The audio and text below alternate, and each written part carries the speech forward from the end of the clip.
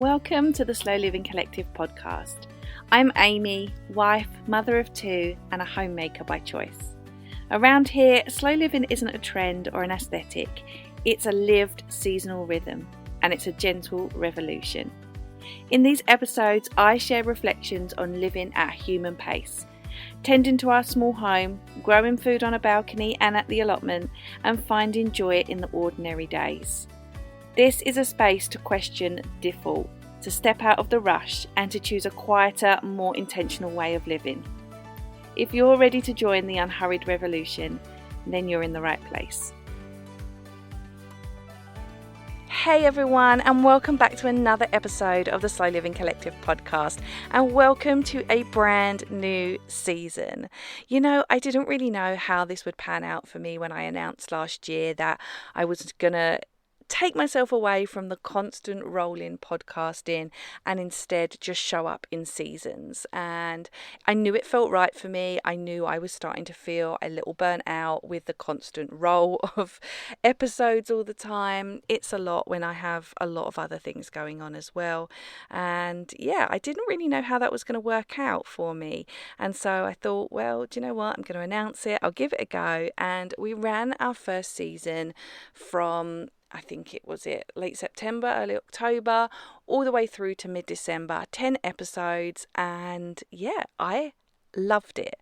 I loved it because I always pre-record, my episodes are not coming, I'm not recording them weekly as they come out.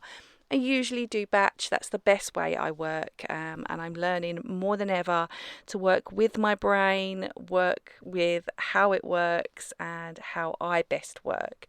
And so I do work all in generally a really quick, hyper-focused batch, and then I can be really thoughtful and intentional as they go out at a later date. So you're listening to this, I think, in the spring. It's not the spring while I'm recording this. It is the depths of winter. But I am going to take you through the next 10 weeks for this season. And the way it's going to work, I found out last time is, well, firstly, I think it's going to work fine. But secondly, we're going to go through 10 weeks, then we're going to take a break. And then later in the year, probably around that September, October mark again, we're going to do another 10 weeks together. And it really works. It works for me because I have sat here predominantly, sometimes it's been a little on and off, but really focused work for 2.5 years. I've been on this podcast for, well, the analytics say 4 years, which is wild to me. I know I wasn't that consistent at the beginning, but we can say it's probably 2.5 years of really focused work. And, that's great. There are so many episodes you can go back and listen to. And yeah, I have just decided that it really works for me because I can sit here week in, week out, giving you help and tips and ideas and my thoughts and feelings around slowing down, being more intentional, living with the seasons, living in a small home, all of the things that we talk about here. And I can tell you that week in, week out, how to do it, how's best to do this and that, how you should be prioritizing rest. And if I'm not doing it myself, who am I to say those things? So what I have found, and I will get on with the rest of the podcast episode in a minute, but what I have found in actually living through that last 10-week season that we did was that it really works because I can get the content done, I can get it out and then get it out into the world, and I can take a break and it doesn't feel so intense, and I can live the things that I am telling you about. Because like I said, if I'm not doing that, then what are we all here for, right? If I can't live my truth, then what are we all doing here? So that's the way it's going to work. I found it really helpful. We're going to run now through to, I think, around late spring, and then we will take the summer off together. We are going to take the summer off and we are going to go and we are going to enjoy our summer. And then we will meet back here in the autumn. So how about that? Let's do it. Right, let's dive in. Okay, today's episode is going to be all about slowing down without starting over. And I wanted to talk today about slowing down in general, but not the version of slowing down that we see everywhere. Not the aesthetic version, not the version that asks you to burn your life to the ground and rebuild it from scratch. Not the kind of slowing down that suggests you need to quit your job, move to the countryside, delete all your apps, reinvent yourself, or become someone else entirely different in order to feel okay. I want to talk about slowing down inside the life that you already have. Because for a lot of people, the idea of starting over is not liberating. It's exhausting and it's unrealistic, and often it is just another demand layered on top of an already full life.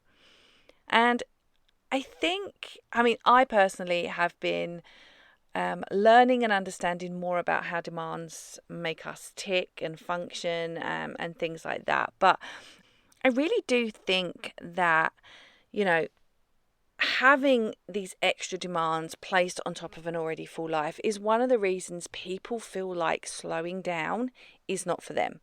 Because there's this quiet assumption that is woven through a lot of slow living, intentional living, and now increasingly offline or simpler conversations.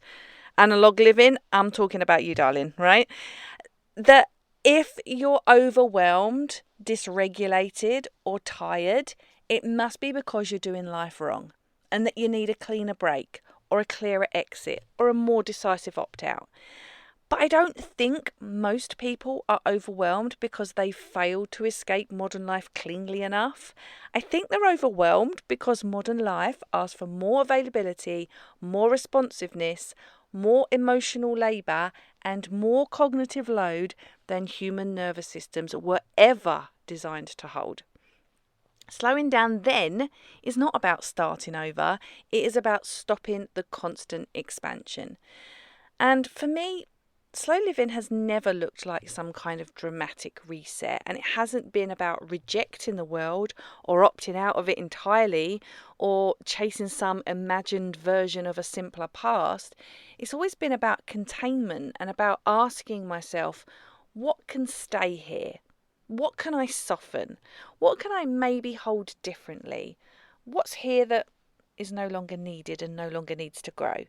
And I think sometimes some things really go unnamed in this space because most people don't need less life. They need clearer edges around the life that they already have.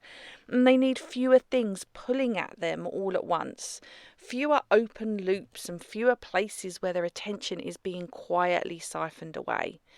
And slowing down in a real life doesn't usually come from doing less overall. It comes from doing less at the same time as living life, from reducing a fragmentation, from allowing things to be sequential again instead of simultaneous, and from letting some things just be unfinished without that meaning that you've failed. And I think this is where the whole starting over narrative can be actively unhelpful for most people, because it frames regulation as something you earn by becoming more disciplined and more virtuous and more offline, more minimalist, more intentional. And that is often in a way that's often inaccessible to so many people, parents, people with caregiving responsibilities, people with financial constraints, health realities, or neurodivergent nervous systems. And it just quietly suggests that if slowing down feels hard, it's because you're not committed enough. But I'm here to tell you that that is not true. Slowing down is hard, absolutely. But it's hard because we're trying to do it inside systems that will not slow down with us. So I want you to think about this. Instead of asking, how do I escape this life? I personally have learned to ask, how do I live well here? How do I stay human inside this day I already have? How do I stop adding pressure where pressure isn't required? How do I make space for my nervous system without demanding a total reinvention? And for me, slowing down has looked like choosing rhythm. Instead of optimizing my life, I choose a gentle rhythm and letting my days have more of a shape instead of a checklist. And sometimes it's about accepting that some seasons are just about getting through and a bit of maintenance and not growth. There are some weeks that are not about doing more, and it is just about holding where you're at. And sometimes it's just remembering that rest doesn't need to be productive to be valid. And I hope that's something we all know, but I think often it's always worth remembering, because I still think we live in a world that makes us feel like we need to earn our rest. Yeah, and I think as well, it's about, for me, resisting the urge to constantly upgrade my life. Constantly upgrade my life because something in it feels uncomfortable. Because discomfort isn't always a sign that you need to leave. There are some situations where it absolutely is. But discomfort isn't always a sign you need to leave. Sometimes it's a sign that you just need to be more supported where you are. And there is, in like the slow living space, a lot of talk about resetting as well. Morning resets, weekly resets, seasonal resets, life resets. And why some of that language I don't disagree with. It can be useful. But it can also quietly reinforce the idea that if things feel messy, you've done something wrong and you need to reset. You need to wipe the slate clean. But life isn't like a broken Instagram app that needs reinstalling. It is ongoing, it is layered, and it carries all of our history. And slowing down for me has been about honouring that continuity rather than constantly interrupting it, and letting things be imperfect sometimes. Imperfect but stable. Letting my home be lived in and letting my work be cyclical. That is really important to me now.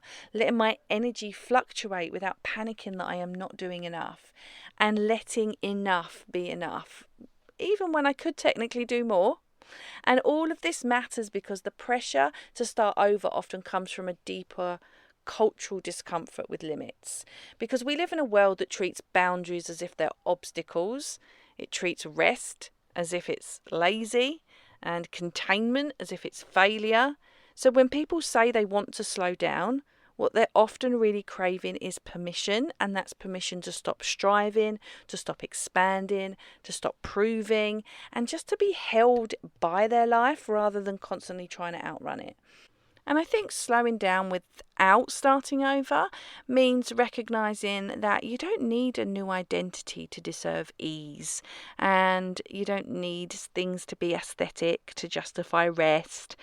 You don't need to disappear into the ether just to be regulated, and you don't need to opt out harder to be worthy of any of this. You just have to make smaller, quieter choices, and they accumulate over time. It's, choosing fewer inputs, or fewer conversations that drain you, or choosing to finish fewer days depleted, or even choosing to stop narrating your life as a problem to be solved. And I think this is where slowing down becomes less about lifestyle and more about relationships. And this is a relationship with your time, with your body, with your capacity, and with your season of life. Okay, I'm just interrupting this episode because while I'm sitting here talking, I'm in like proper flow state. All I can hear really loudly out my window is an owl, which is wonderful, of course. We hear owls a lot. But yeah, I was like, why is he hooting so loudly? Does he not know I'm recording a podcast? And then I was like, well, I don't usually hear him hooting this loud. So is he okay? There's nothing wrong with him, right? So I did look it up, and no, he is either looking after his territory, chatting with his mate. I bet he's chatting with his mate, and or just being an owl. So anyway, back to the episode. Just a bit of owl information for you. Right, I have no idea what I was talking about either. Yes, so relationship with yourself and slowing down. And the thing is, slowing down isn't this like finite point. It isn't a destination that you finally get to once you've arranged everything.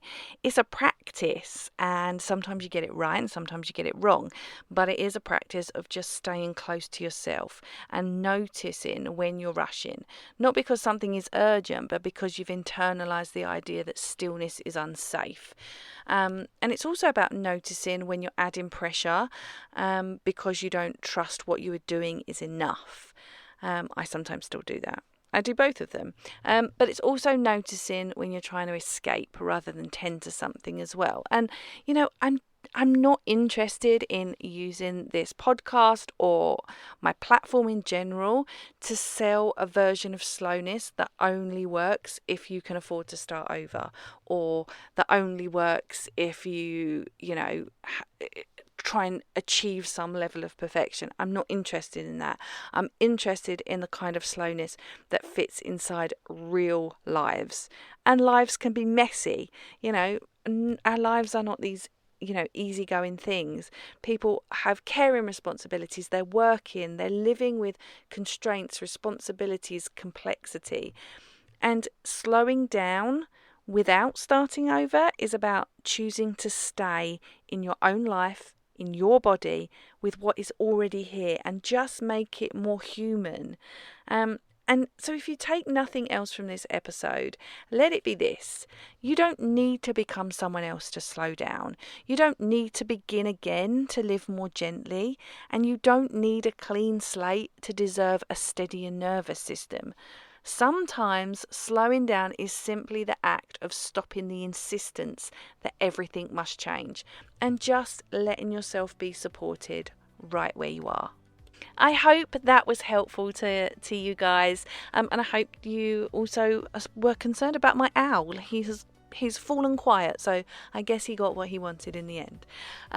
So yeah, I hope today's episode was helpful and you took something from it. You can find the show notes and everything over on Substack. That's the main place I am at. You can find me there, theslowlivingcollective.substack.com. You can also find me over on Instagram at The Slow Living Collective, and I will see you in the next episode.